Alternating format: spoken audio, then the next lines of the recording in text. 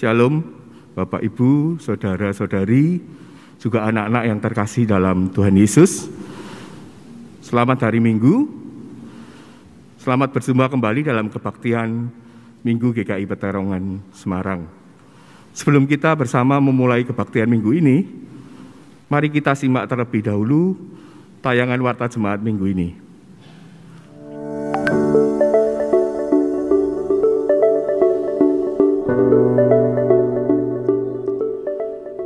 Bagi saudara-saudari yang ingin mendapatkan peneguhan dan pemberkatan pernikahan di GKI Peterongan, mari ikuti Bina Pranikah yang akan diadakan pada hari Jumat 15 Oktober 2021 pukul 18.30 sampai dengan 21 waktu Indonesia Barat. Sabtu 16 Oktober 2021 pukul 9 pagi sampai dengan 16:15 waktu Indonesia Barat. Dan hari Minggu 17 Oktober 2021 pukul 9.30 sampai dengan 15:10 waktu Indonesia Barat secara tatap muka dengan protokol kesehatan yang ketat di aula lantai 4. Daftarkan diri saudara-saudari ke kantor gereja pada jam kerja paling lambat tanggal 10 Oktober 2021. Dikenakan biaya Rp150.000 per pasangan calon mempelai untuk biaya konsumsi dan materi pembinaan.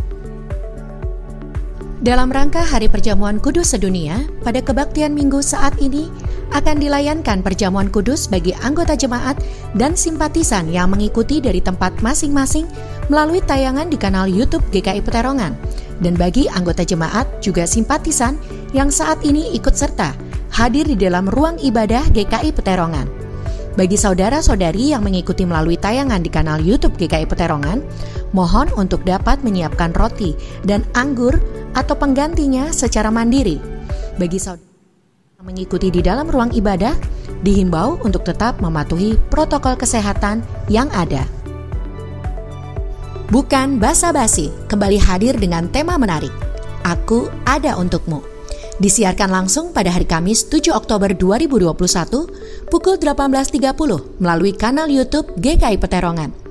Kita akan obrol-obrol seru seputar rutinitas karyawan GKI Peterongan Semarang yang mungkin jarang kita ketahui. Bersama Bapak Cornelius Wagimin, karyawan tata usaha GKI Peterongan, Bapak Agus Tohid, pengemudi GKI Peterongan, dan Bapak Susanto, petugas keamanan GKI Peterongan, dengan pemandu acara Ibu Diah Kartika. Panitia Bulan Keluarga GKI Peterongan Semarang mengadakan aksi donor darah. Seluruh anggota jemaat dan simpatisan diundang untuk ikut serta dalam kegiatan donor darah yang akan diadakan pada hari Minggu 10 Oktober 2021 pukul 8 sampai dengan pukul 11 waktu Indonesia Barat di halaman parkir Sompok 8 GKI Peterongan.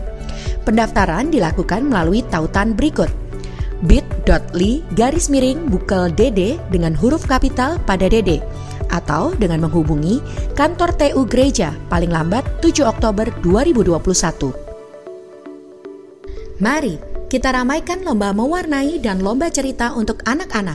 Untuk kategori TK, anak-anak akan mewarnai gambar bertema Terima Kasih Nakes Indonesia. Gambar dapat diperoleh dari tautan berikut: gkipeterongan.org/lomba warna. Anak dapat memilih untuk mewarnai menggunakan pensil warna, spidol, krayon, cat air, atau kombinasi dari beberapa alat warna tersebut. Gambar yang sudah diwarnai dimasukkan ke dalam amplop tanpa dilipat dan dicantumkan keterangan lomba mewarnai. Pengumpulan dapat dilakukan melalui pos atau diantarkan langsung ke kantor tata usaha gereja paling lambat Minggu 24 Oktober 2021. Informasi lomba mewarnai hubungi 0896 3683 5371. Untuk kategori SD, anak-anak akan bercerita satu pengalaman iman yang terjadi selama masa pandemi COVID-19. Durasi untuk anak kelas 1 sampai 3 SD 3 sampai 4 menit dan untuk anak kelas 4 sampai 6 SD 6 sampai 7 menit. Cerita direkam dalam format video MP4 dan dikirimkan melalui share link Google Drive ke email lombacerita@gkipeterongan.org. Paling lambat Minggu 24 Oktober 2021. Cantumkan dalam email nama lengkap, usia, kelas, alamat lengkap dan nomor telepon atau nomor HP orang tua. Video direkam dalam bentuk landscape dengan latar belakang bebas rapi. Anak diperbolehkan membawa alat peraga pendukung. Informasi lomba bercerita, hubungi 0812 2518 226. Kiranya Tuhan memberkati kita sekalian. Demikian warta jemaat minggu ini. Kini saya mengajak setiap kita untuk mengambil waktu teduh sejenak sebelum kita memasuki ibadah kita hari ini.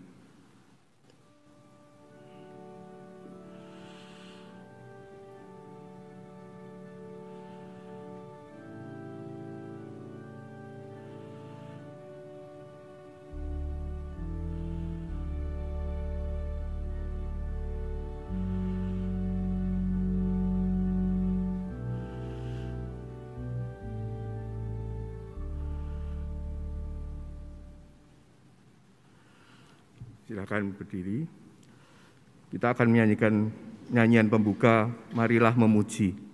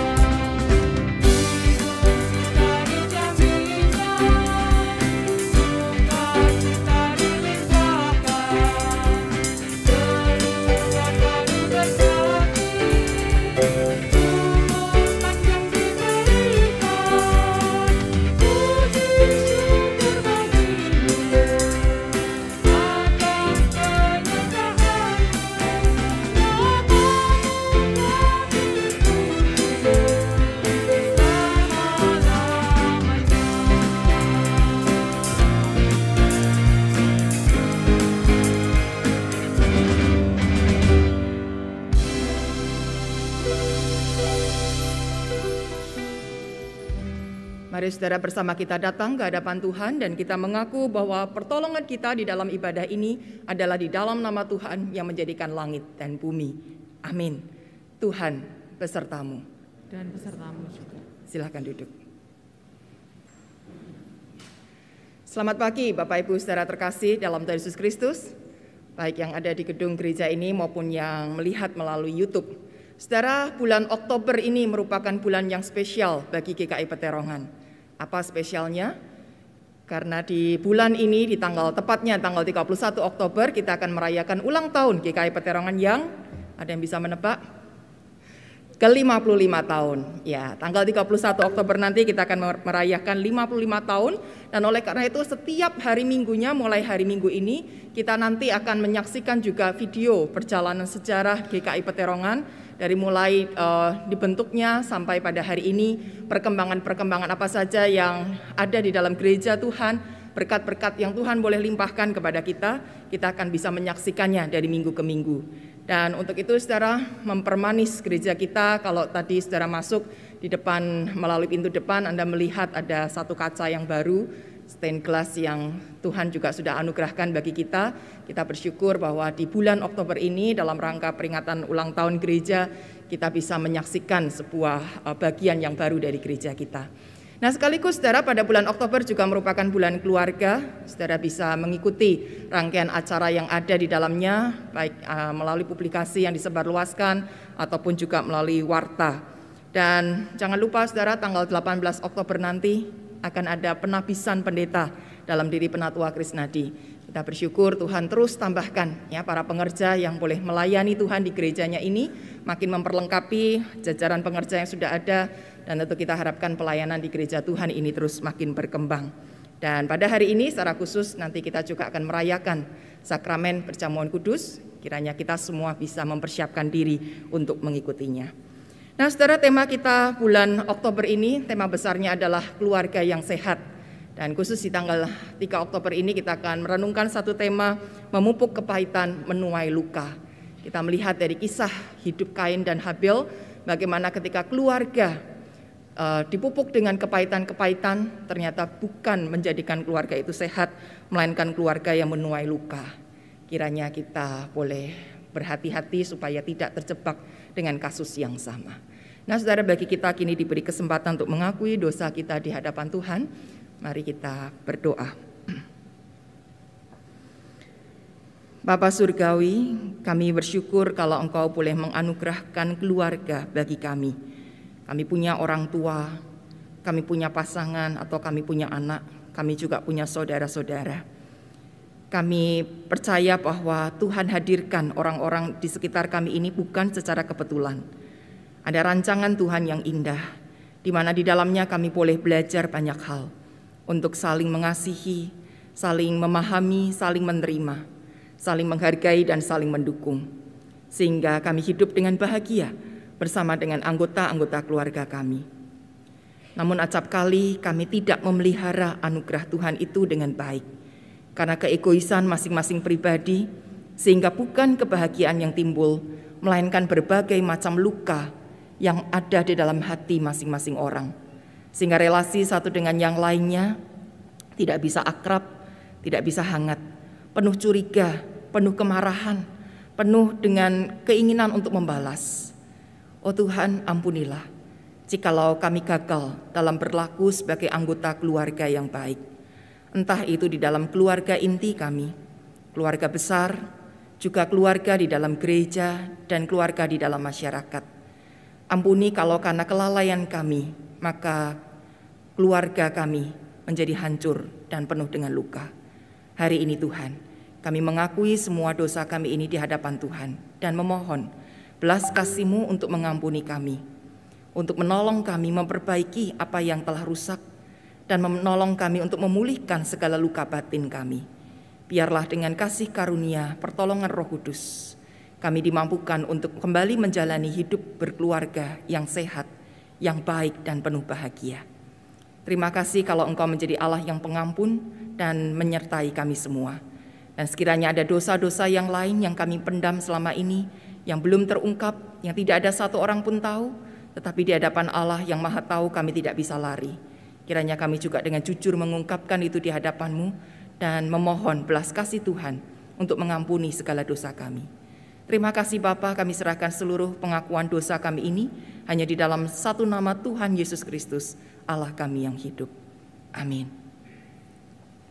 Mari saudara, kita kembali bangkit berdiri, kita akan menerima berita anugerah yang Tuhan sampaikan dalam firman-Nya, Efesus pasal 4 ayat 31 dan 32.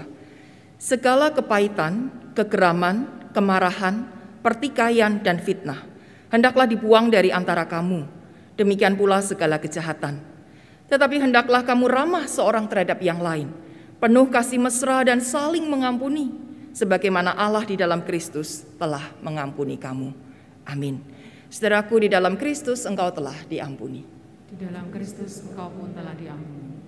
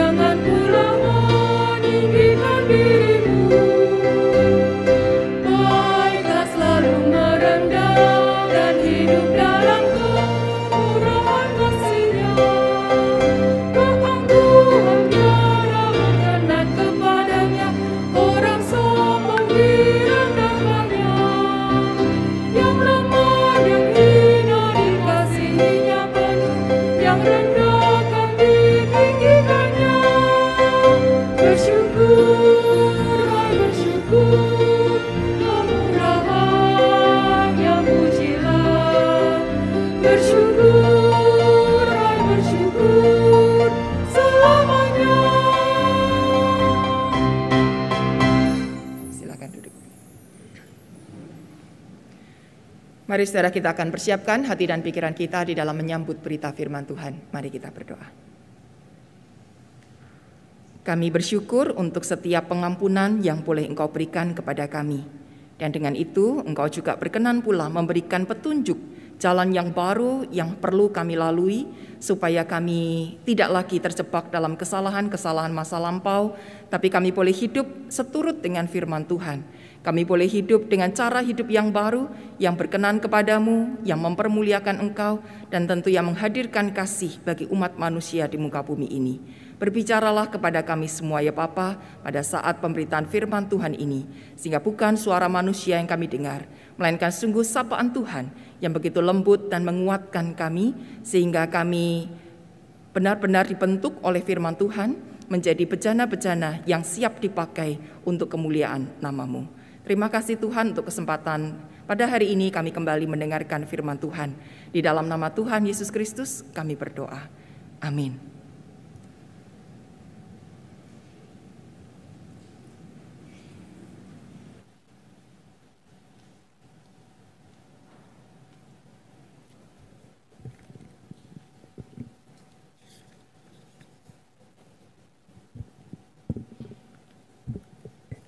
Jemaat terkasih, bacaan firman diambil dari Kejadian 4 ayat 1 sampai 11. Kejadian 4 ayat 1 sampai 11. Perikop ini mengisahkan persembahan Habel yang diterima Allah, membuat sikap iri hati Kain kepada Habel adiknya, dan membuka peluang bagi dosa untuk menguasai hati dan pikiran Kain. Beginilah firman Tuhan. Kemudian manusia itu bersetubuh dengan Hawa istrinya dan mengandunglah perempuan itu, lalu melahirkan Kain. Maka kata perempuan itu, "Aku telah mendapat seorang anak laki-laki dengan pertolongan Tuhan." Selanjutnya dilahirkannya lah Habel, adik Kain, dan Habel menjadi gembala kambing domba, Kain menjadi petani. Setelah beberapa waktu lamanya, maka Kain mempersembahkan sebagian dari hasil tanah itu kepada Tuhan sebagai korban persembahan. Habel juga mempersembahkan korban persembahan dari anak sulung kambing dombanya, yakni lemak-lemaknya. Maka Tuhan mengindahkan Habel dan korban persembahannya itu. Tetapi Kain dan korban persembahannya tidak diindahkannya. Lalu hati Kain menjadi sangat panas dan mukanya muram. Firman Tuhan kepada Kain, "Mengapa hatimu panas dan mukamu muram? Apakah mukamu tidak akan berseri jika engkau berbuat baik?" Tetapi jika engkau tidak berbuat baik, dosa sudah mengintip di depan pintu. Ia sangat menggoda engkau, tetapi engkau harus berkuasa atasnya. Kata Kain kepada Habel adiknya, marilah kita pergi ke padang. Ketika mereka ada di padang, tiba-tiba Kain memukul Habel adiknya itu lalu membunuh dia. Firman Tuhan kepada Kain, di mana Habel adikmu itu? Jawabnya, aku tidak tahu, apakah aku penjaga adikku? Firman-Nya, apakah yang telah kau perbuat ini? Darah adikmu itu berteriak kepadaku dari tanah. Maka sekarang terkutuklah engkau, terbuang jauh dari tanah yang mengangangkan mulutnya untuk menerima darah adikmu itu dari tanganku. Demikianlah firman Tuhan. Ya, saudara, selama bulan keluarga ini yang menjadi lektor adalah anak-anak remaja. Ya, kita bersyukur Tuhan boleh memberikan kerinduan bagi anak-anak muda ini untuk melayani Dia. Oke, saudara, karena semuanya pakai masker, jadi saya tidak bisa melihat raut wajah Bapak Ibu saudara. Perkenankan untuk saya meminta saudara untuk angkat tangan jikalau saat ini wajah di dalam masker saudara seperti ini. Ya, siapa yang tertawa? Waduh, ada yang tinggi sekali, berarti tertawanya paling lebar. Ya, oke, saudara. Apalagi yang baru pertama kali datang ibadah lagi ya, setelah 1,5 tahun beribadahnya di rumah, hari ini bisa kembali ke gereja, pasti senyumnya paling lebar. Tapi ada nggak yang wajahnya di balik masker itu seperti ini, saudara? Kalau ada, mungkin tidak berani ngaku juga ya. Oke. Nah, saudara, kalau yang kedua ini cemberut, saudara. Biasanya ada masalah yang sedang menimpa, biasanya ada sebuah kemarahan yang belum bisa terungkap, kepengennya marah memaki-maki seseorang, tapi kok ya takut karena orangnya lebih gede gitu. Jadi udahlah, mumpung pakai masker, jadi wajahnya ditekuk setekuk-tekuknya begitu, mumpung nggak ada yang lihat. Tapi saudara jangan lupa, walaupun mulut ini tertutup masker, mata juga masih bisa berbicara ya. Nah, sebaiknya kalau kita semua datang beribadah dengan senyum yang lebar, dengan hati yang gembira. Tapi saudara, kalaupun ada yang cemberut seperti Kain, hari ini Tuhan mau bertanya, mengapa hatimu panas dan mukamu muram?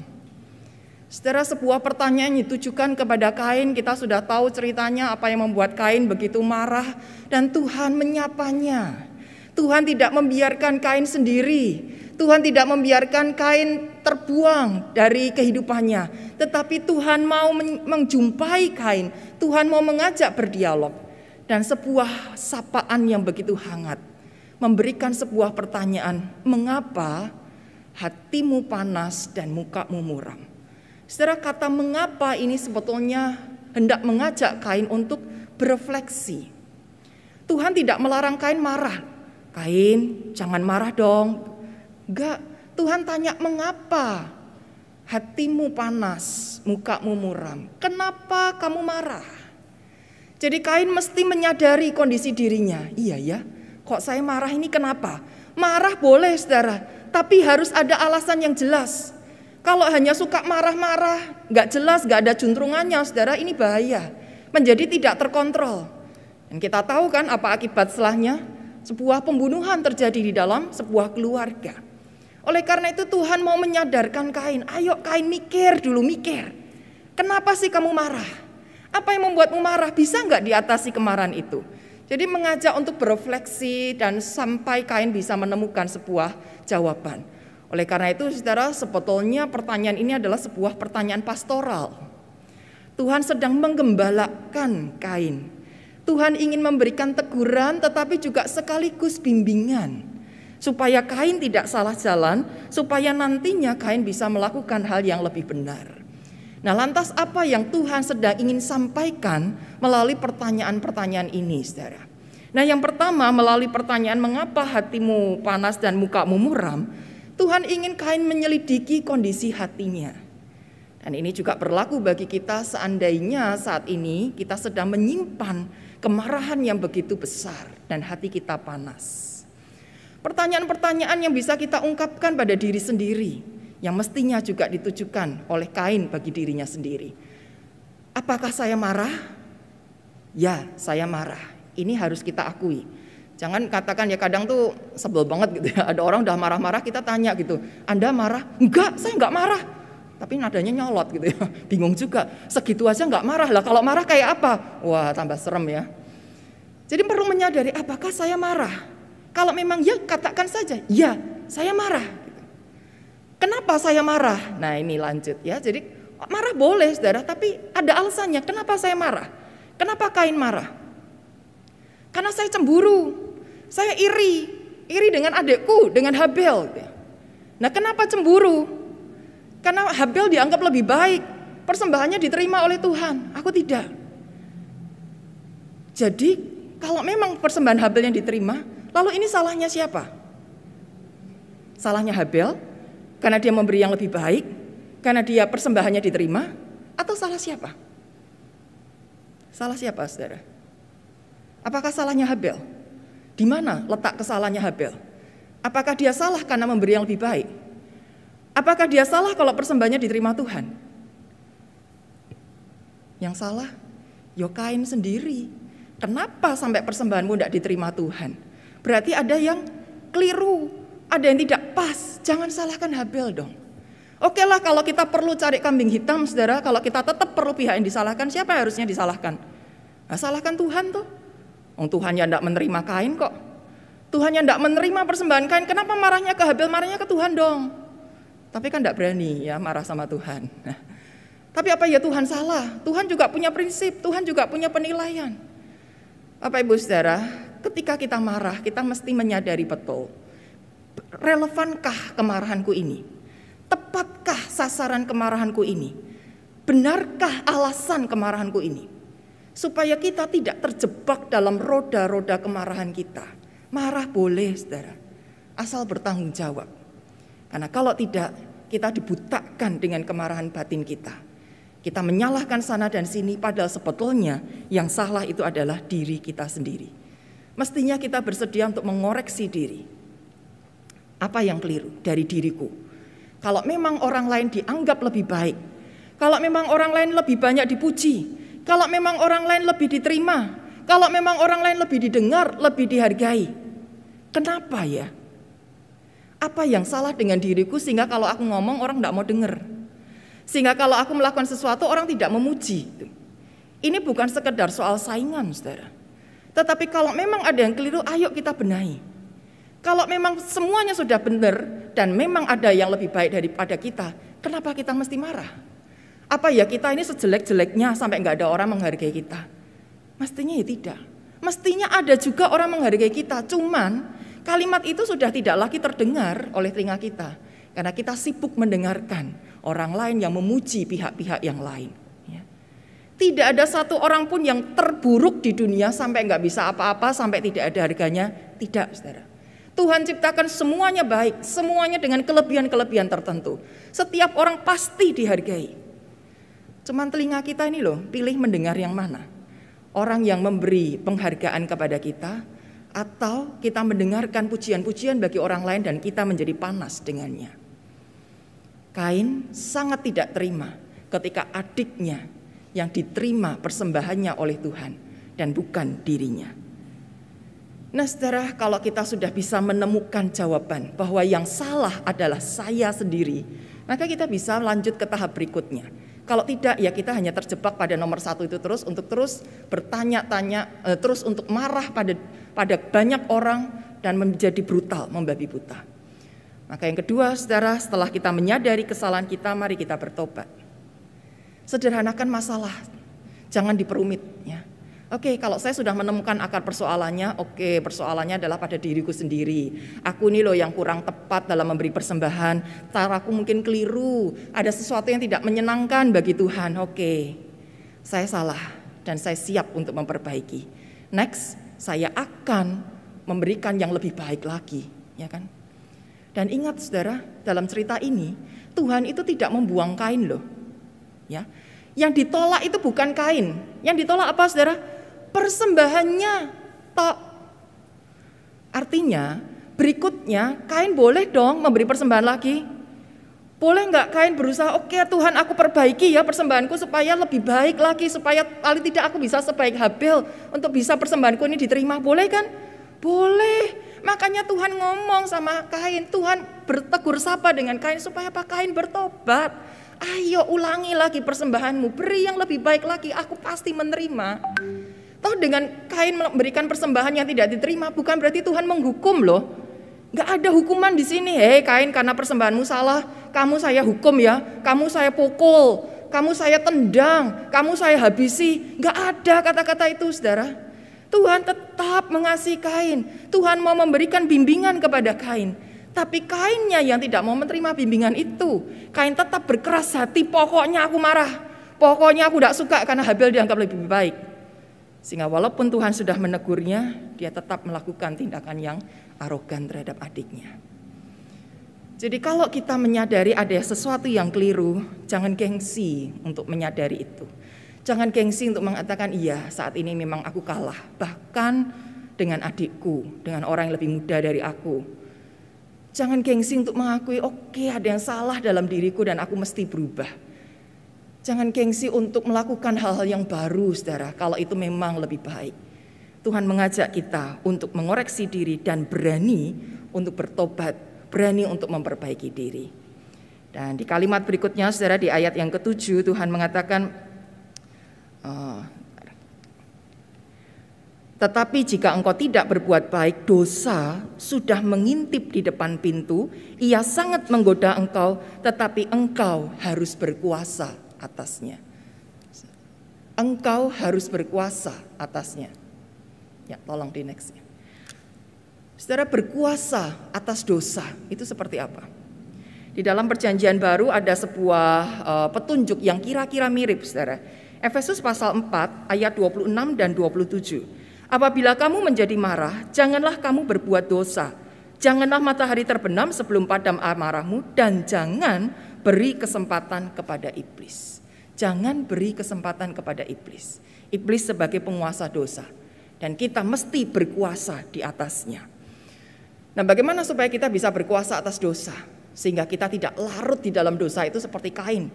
Sudah berdosa karena marah-marah, sudah berdosa karena memaki Tuhan, sekarang berdosa karena membunuh adiknya. Itu akan terus, saudara, terjebak dalam dosa dan dosa kalau kita tidak stop, tidak berkuasa atas dosa. Nah, yang pertama, saudara, untuk berkuasa atas dosa kita mesti memperbaiki relasi dengan Tuhan. Setelah Tuhan memberikan teguran, kenapa hatimu panas, mukamu muram, setelah Tuhan mengajak berbicara, Tuhan memberi petunjuk-petunjuknya, akhirnya Kain memilih untuk tetap membunuh adiknya. Lalu Tuhan kembali menjumpai Kain dan bertanya, Kain, di mana adikmu? Apa jawab Kain? Emangnya aku penjaga adikku? Gak tahu. Ngomong sama Tuhan loh. Jawabnya, aku tidak tahu. Emangnya aku penjaga adikku? Kalau Bapak Ibu sebagai orang tua nanya kepada anak-anak, Dek, gimana kakakmu? Kak, di mana adikmu? Dan anak kita jawab, Mboh, gak ngerti, bukan urusanku. Kita sebagai orang tua gimana, saudara? Sakit ya, digituin gitu. Cara menjawab yang seperti itu sangat tidak sopan. Terhadap manusia pun tidak sopan, apalagi terhadap Tuhan yang menciptakan dia, yang memelihara hidupnya, saudara. Jadi dasarnya memang Kain tidak punya relasi yang baik dengan Tuhan. Makanya mempersembahkannya pun juga tidak baik, saudara. Jadi ketahuan banget nih kenapa persembahannya Habel yang diterima dan bukan Kain. Lah wong sikapnya aja seperti itu, saudara. Ini sudah ketahuan banget, jadi Kain gak usah membela-bela diri, gak usah nyalah-nyalain orang. Ini sudah ketahuan bagaimana relasi dia dengan Tuhan. Tidak ada sikap hormat. Orang yang tidak bisa menghormati Tuhan, saudara, sulit untuk berubah. Kenapa ya? Karena merasa dirinya yang paling benar. Orang lain salah, Tuhan itu juga salah gitu ya. Semua orang disalahkan, bahkan menyalahkan Tuhan pun berani. Ini gawat. Lalu siapa yang bisa menegur? Lalu apa yang bisa membuatnya bertobat? Maka kalau kita mau hidup dalam pertobatan, kita mesti memperbaiki relasi dengan Tuhan. Sadar, saya itu siapa? Saya ini ciptaan. Saya ini hamba. Syukur-syukur saya ini sudah ditebus, saya dianggap anak. Dan Tuhan adalah Sang Pencipta. Allah yang maha mulia, penebus hidupku, juru selamatku yang sangat mengasihi aku. Jadi kalau datang sama Tuhan, walaupun Tuhan bilang marilah kepadaku, datanglah kepadaku, mintalah apapun kepadaku, bukan berarti kita bisa datang kepada Tuhan dengan sikap yang semena-mena. Kita tetap mesti tunduk dan hormat kepadanya. Kita mesti memposisikan diri sebagai pihak yang lebih rendah dibandingkan Tuhan.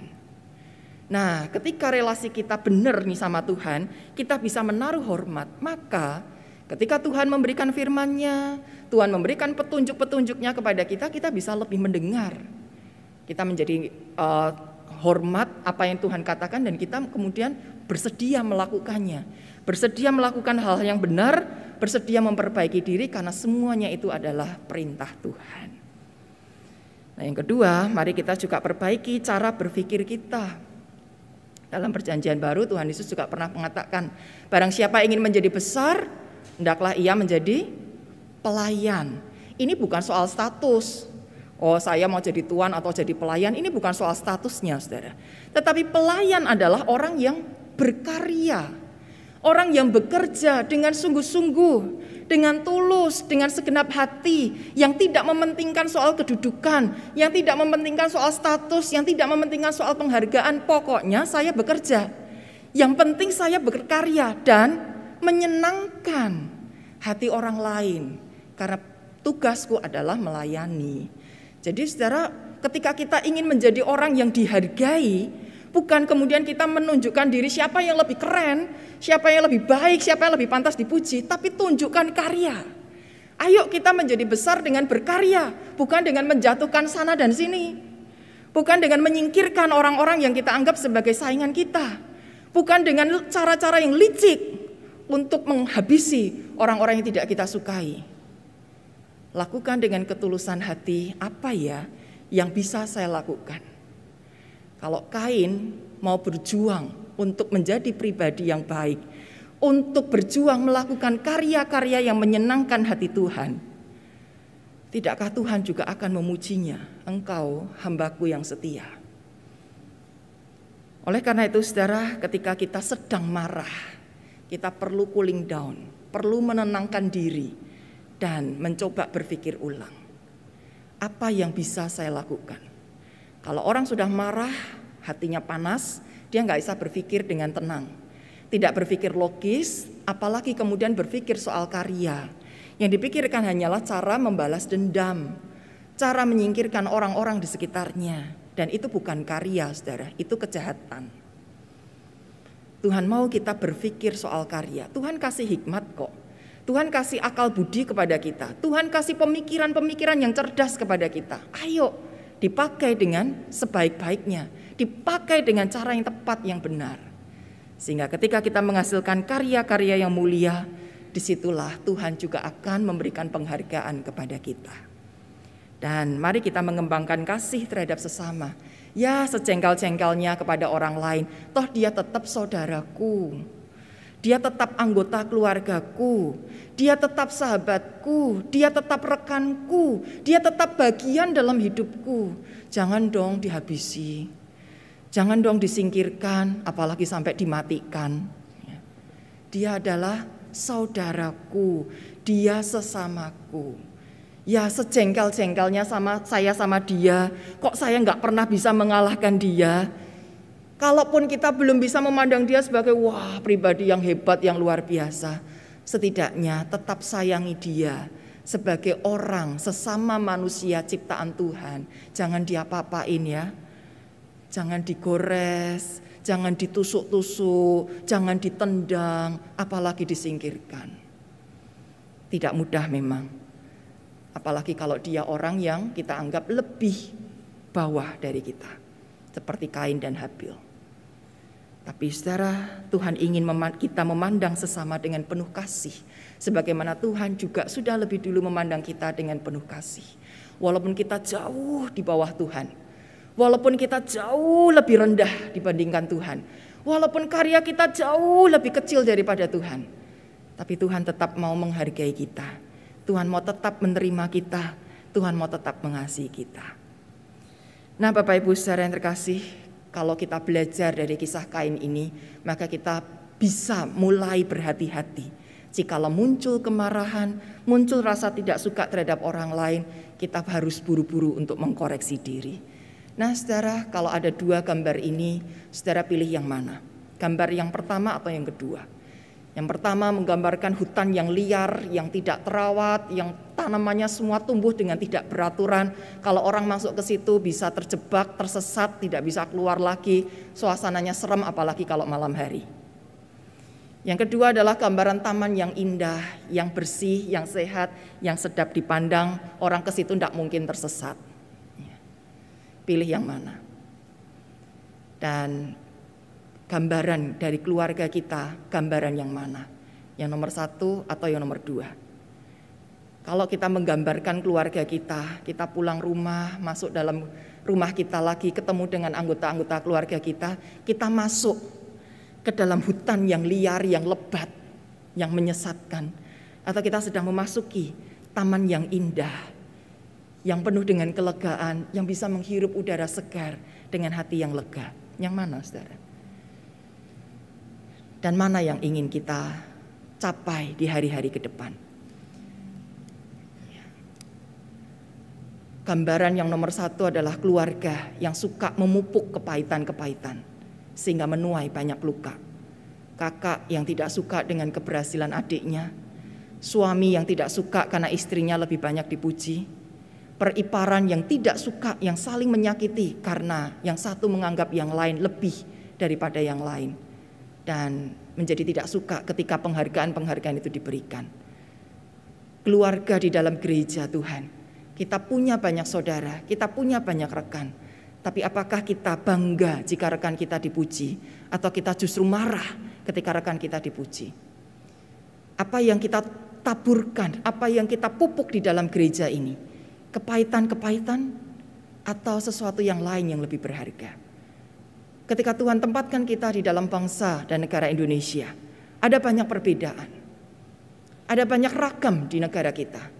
Lalu apakah kita menjadi saling tidak suka satu dengan yang lain? Kita menjadi benci, telinga kita menjadi sangat panas ketika kelompok yang lain yang dipuji, yang dihargai, yang diberi tempat, dan saya tidak, kelompokku tidak.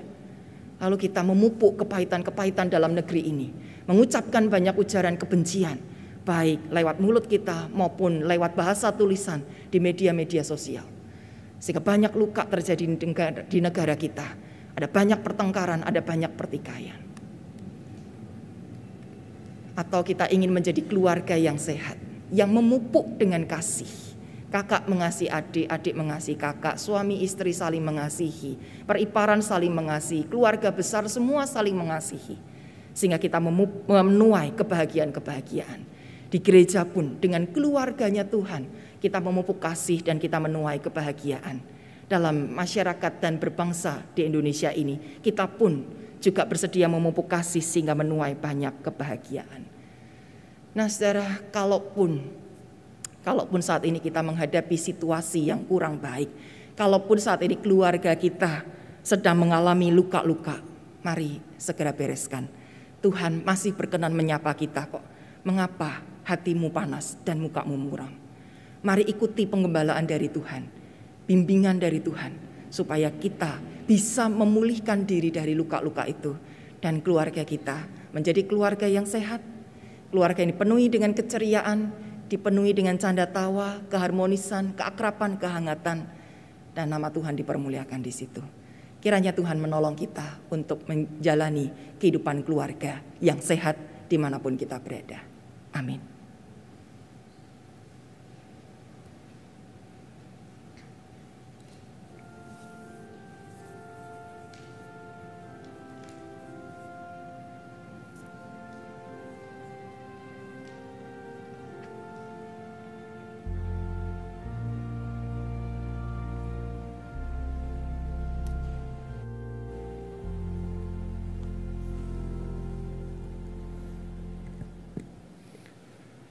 Saudara, mari kita bangkit berdiri dan bersama dengan umat Allah di masa lalu, masa kini dan masa depan, mengingat pengakuan pada baptisan kita menurut pengakuan iman rasuli demikian.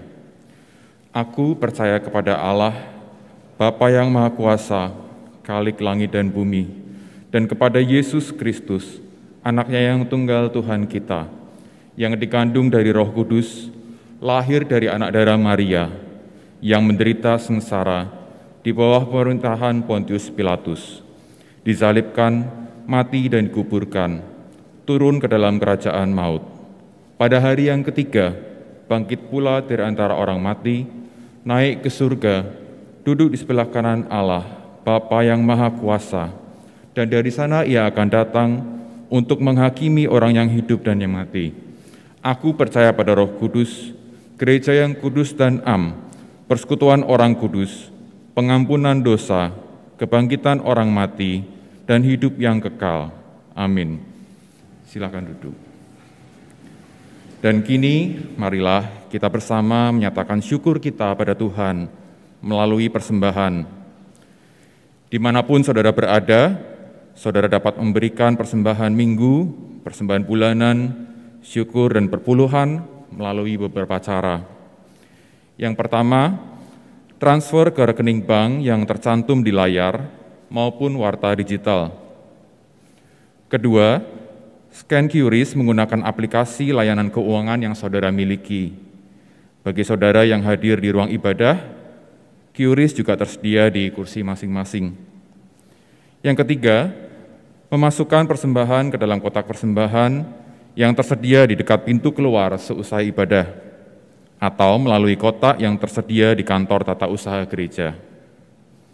Mohon cantumkan keterangan jenis persembahan yang diberikan apabila saudara memberikan persembahan melalui transfer ATM atau QRIS. Tambahkan kode unik pada 2 digit terakhir nominal persembahan saudara. Kode unik dapat dilihat di layar maupun warta digital.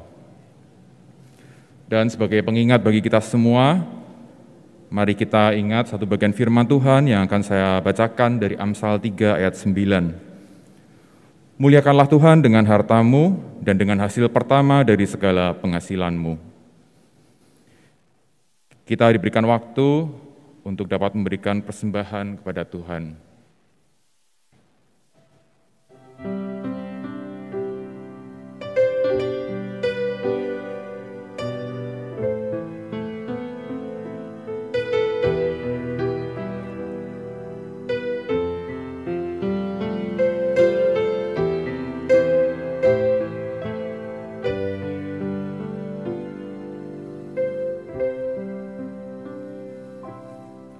Mari kita berdoa. Bapa, terima kasih untuk setiap benih-benih firman yang terus Tuhan berikan.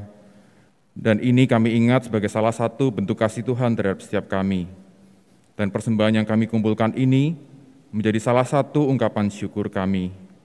Kami juga terus mohon berkat hikmat dan cermat dari Tuhan untuk setiap kami yang akan mengelola persembahan ini, agar dalam penggunaannya itu semua untuk memuliakan nama Tuhan. Terima dan sucikanlah ya Tuhan apa yang kami kumpulkan ini. Kami berdoa dan ucap syukur dalam nama Tuhan kami, Yesus Kristus. Amin.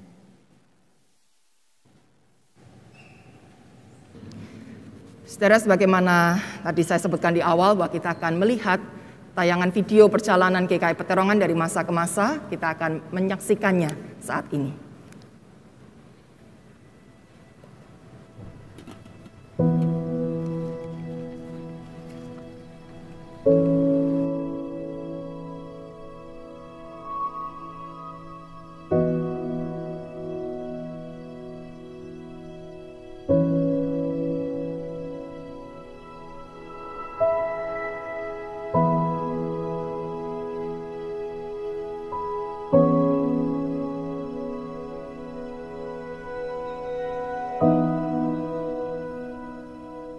Bagai menanam sebutir benih, ada waktu yang harus dilalui dengan melakukan upaya aktif agar suatu saat tuaian dihasilkan.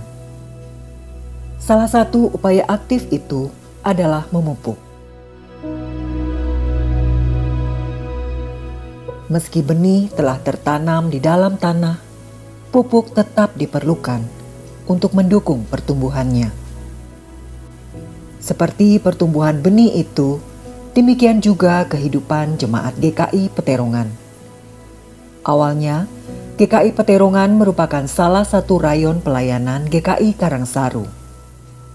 Benih firman dan persekutuan yang ditaburkan melalui GKI Karangsaru itu terus dipupuk dengan berbagai upaya.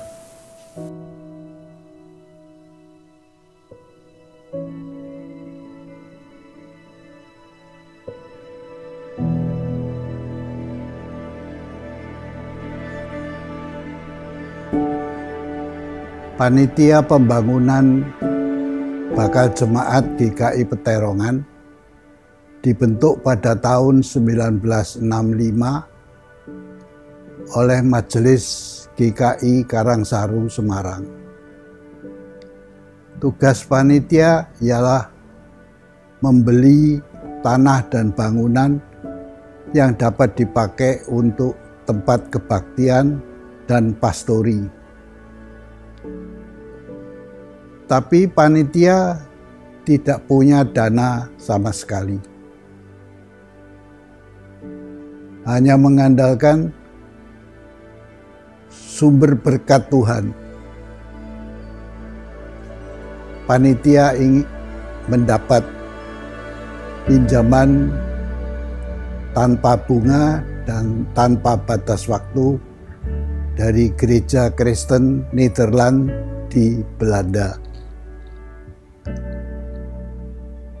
Setelah berhasil membeli tanah dan bangunan di Jalan Dr. Cipto 310,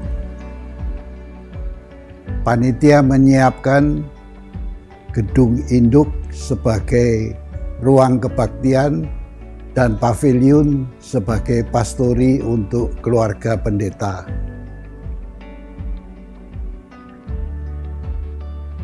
Kebaktian perdana diadakan pada tanggal 31 Oktober 1966 dengan jemaat kurang lebih 500 orang.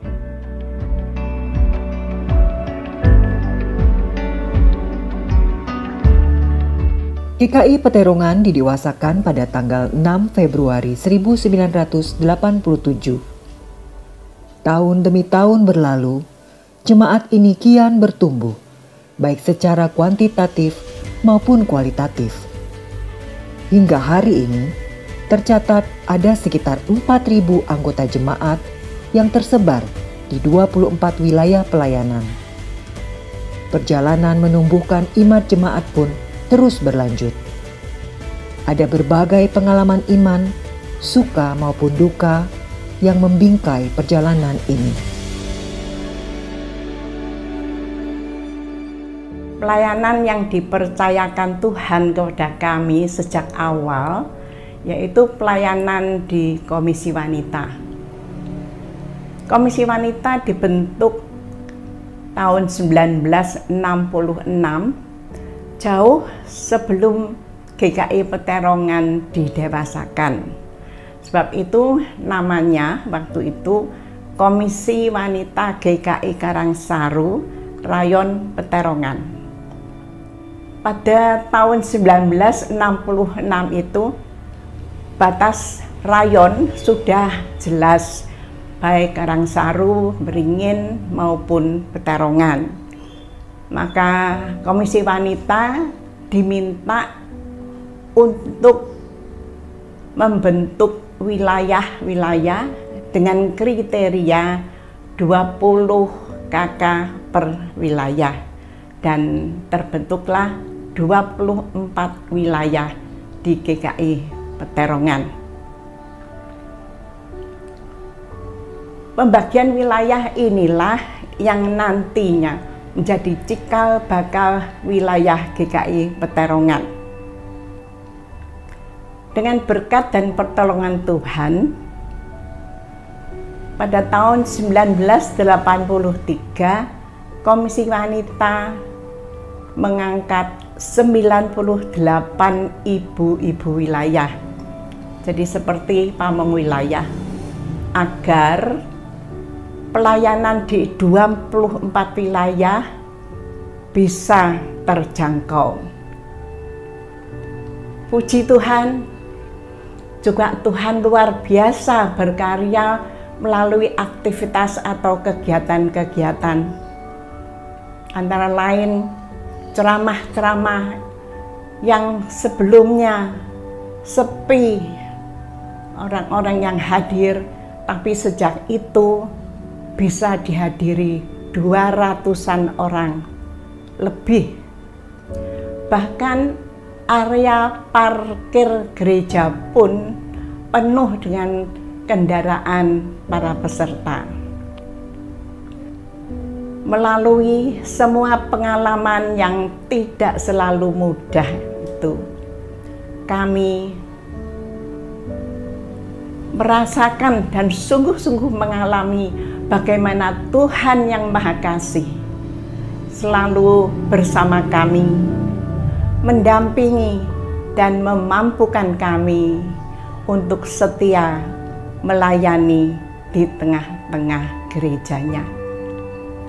Maka biarlah semua hormat, puji syukur, serta kemuliaan hanya bagi Tuhan Yesus, Raja gereja kita. Terpujilah namanya.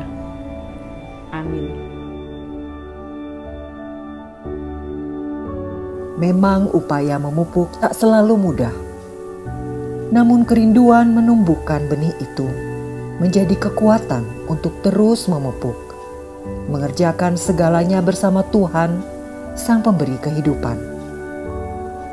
55 tahun telah berlalu, dan dalam anugerahnya, tuaian itu nyata dari waktu ke waktu. Bersyukur saya diberi kesempatan untuk boleh hidup pada masa GKI Peterongan mengalami rayonisasi dan didewasakan hingga sampai saat ini.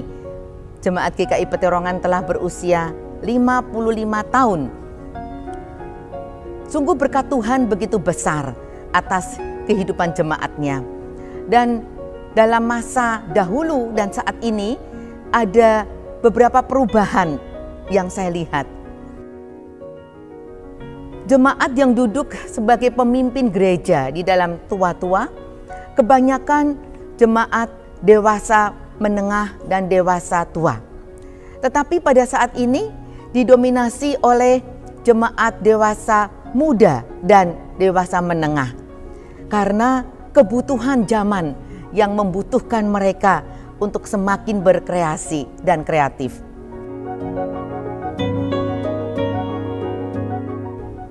Marilah jemaat, kita mempunyai satu jiwa mengasihi gereja Tuhan, mengasihi jemaat Tuhan, tempat di mana kita pernah mengalami bertumbuh dan berkembang hingga saat ini. Bagaimanakah memupuk satu perasaan mencintai Tuhan itu? Kita menyadari bahwa jumlah kita semakin banyak, itu berarti juga sifat-sifat, karakter, temperamen semakin heterogen. Dan bagaimana menyatukan semua sifat dan temperamen yang semakin heterogen itu? Maka marilah kita dengan saling bergandeng tangan, kita melayani Tuhan dengan segala kelebihan dan keterbatasan kita. Maka betapa pentingnya kita menghargai orang lain, menerima orang lain, dan membutuhkan orang lain. Biarlah Tuhan dipermuliakan. Di sepanjang perjalanan ini, di masa menanam, memupuk, maupun menuai, kita melihat bahwa saat kita setia mengerjakan bagian kita, sungguh tuaian itu nyata dalam anugerah Tuhan. Mari sama-sama kita lanjutkan pekerjaan kita di ladang Tuhan ini.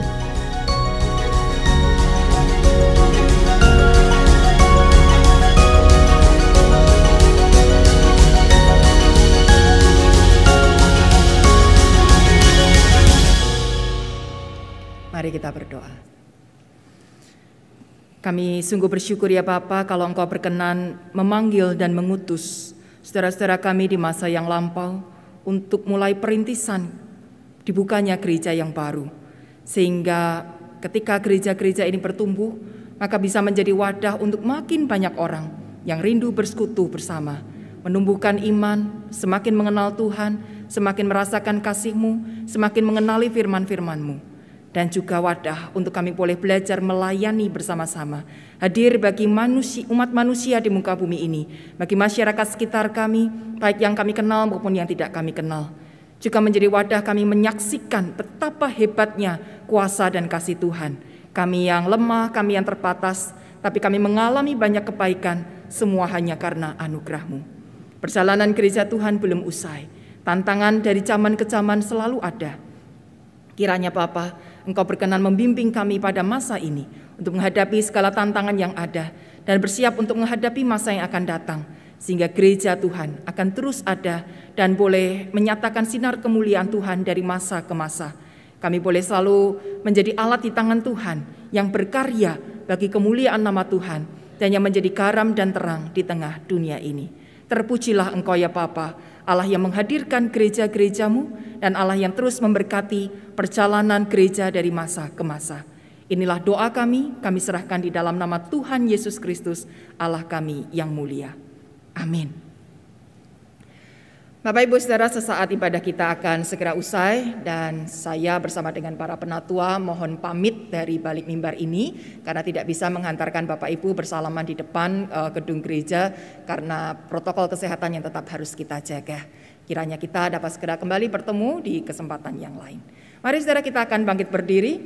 Kita siap diutus oleh Tuhan untuk menyampaikan kasih kita di tengah keluarga kita, di tengah gereja kita, dan di tengah bangsa dan negara kita, karena Tuhan juga sudah lebih dahulu mengasihi kita. Dalam nama Yesus Tuhanku, kusampaikan belas kasih-Nya bagimu.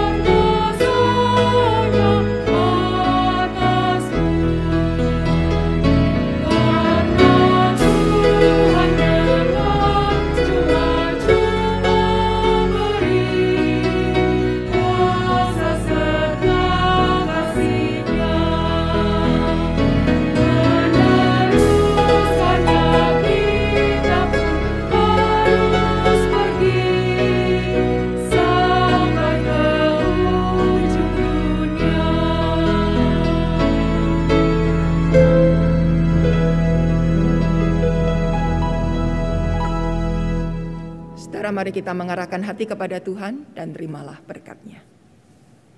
Tuhan memberkati engkau dan melindungi engkau. Tuhan menyinari engkau dengan wajah-Nya dan memberi engkau kasih karunia. Tuhan menghadapkan wajah-Nya kepadamu dan memberi engkau damai sejahtera sampai selama-lamanya. Amin.